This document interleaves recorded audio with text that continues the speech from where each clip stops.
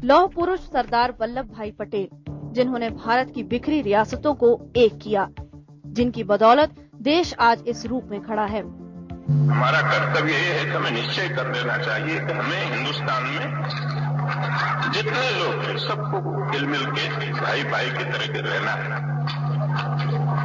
और एक दूसरे के साथ गुरका गुरकी करने से कोई काम नहीं होगा और इस तरह से नहीं करना चाहिए। कोई भी कौम हो, हिंदू हो, मुसलमान हो, सिख हो, पारसी हो, ईसाई हो, सबको यही समझना चाहिए कि ये हमारा मुल्क है।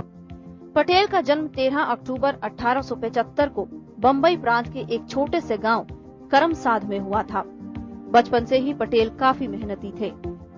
पढ़ाई पूरी करने के बाद वकालत शुरू की। गांधी जी से मिलने के बाद पटेल ने आजादी की लड़ाई में खुद को झोंक दिया। गरीब किसानों और मजदूरों के हक की लड़ाई लड़ने की वजह से पटेल सरदार नाम से नवाजे गए।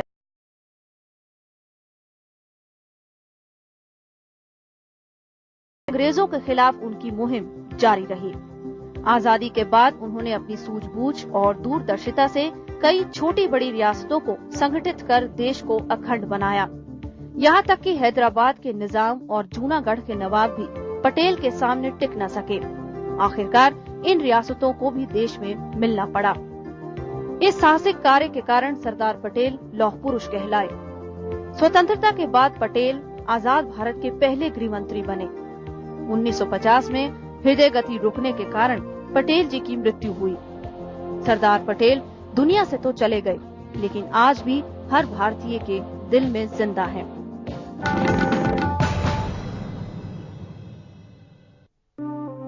भारत के प्रथम राष्ट्रपति डॉक्टर राजेंद्र प्रसाद का नाम देश के उन अग्रणी नेताओं में शुमार है जिन्होंने आजादी की लड़ाई में महत्वपूर्ण भूमिका निभाई। बिहार की माटी में जन्मे इस लाल ने देश के लिए अपना तन मन समर्पित कर दिया। इन्होंने कानून में पीएचडी की उपाधि हासिल की। चंपारण आंदोलन के दौरान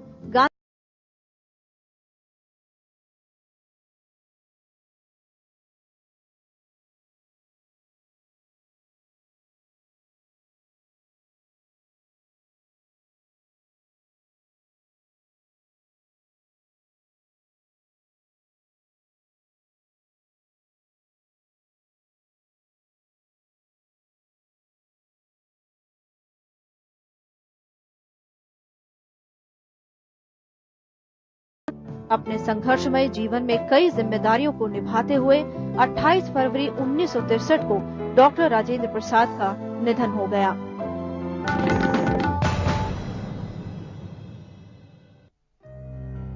डॉक्टर भीमराव अंबेडकर आजाद भारत के संविधान निर्माताओं में से एक। दलित शोषित समाज से निकलकर इन्होंने भारतीय राजनीति में अपनी एक अलग पहचान बनाई। इनका बचपन काफी अभावों में बीता। स्नातक की पढ़ाई पूरी करने के बाद डॉक्टर अंबेडकर उच्च अध्ययन के लिए अमेरिका चले गए और बाकी की पढ़ाई के लिए लंदन का रुख किया। स्वदेश लौटने के बाद डॉक्टर अंबेडकर दलित हित के लिए काम करने लगे। इसी मकसद से उन्होंने 1924 में बहिष्कृत हितकारिणी सभा की स्थापना की। जल्दी ही वो गरीबों और अछूतों के मसीहा बन गए। इसी बीच ब्रिटिश सरकार ने उन्हें नवंबर 1930 और जनवरी 1931 के गोलमेज सम्मेलनों में भाग लेने के लिए लंदन बुलाया, जहां बैठक में उन्होंने दलितों की आवाज को जोरदार तरीके से उठाया। जब 15 अगस्त 1947 को देश आजाद हुआ तो उन्हें संविधान सभा की प्रारूप समिति का अध्यक्ष बनाया गया। आजादी के बाद भीमराव अंबेडकर भारत के पहले कानून मंत्री बने।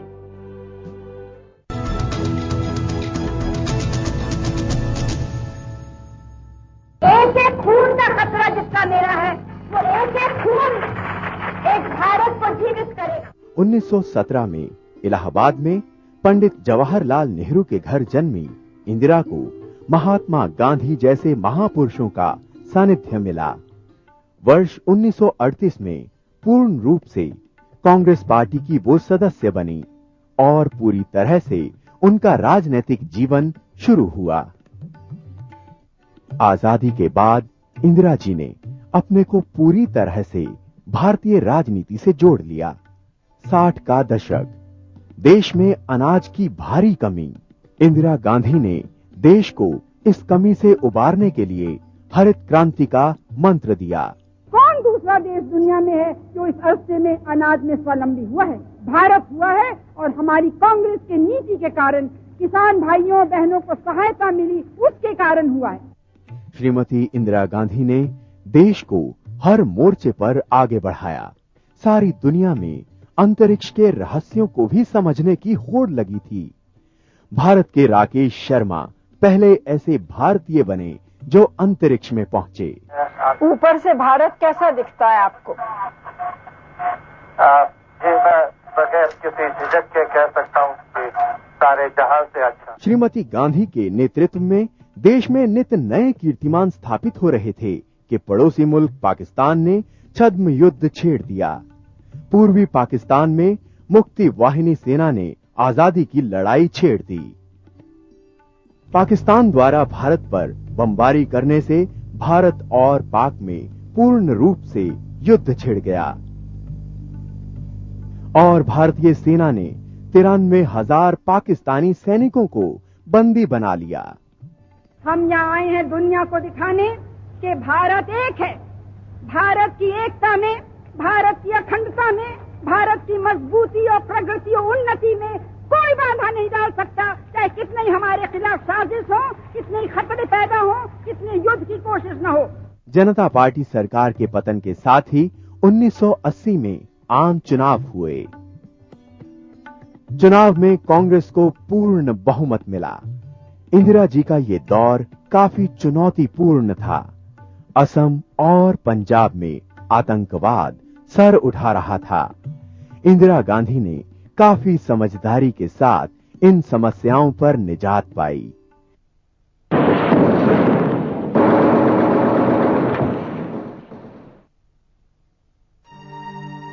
और श्रीमती इंदिरा गांधी हमारे बीच नहीं रहीं।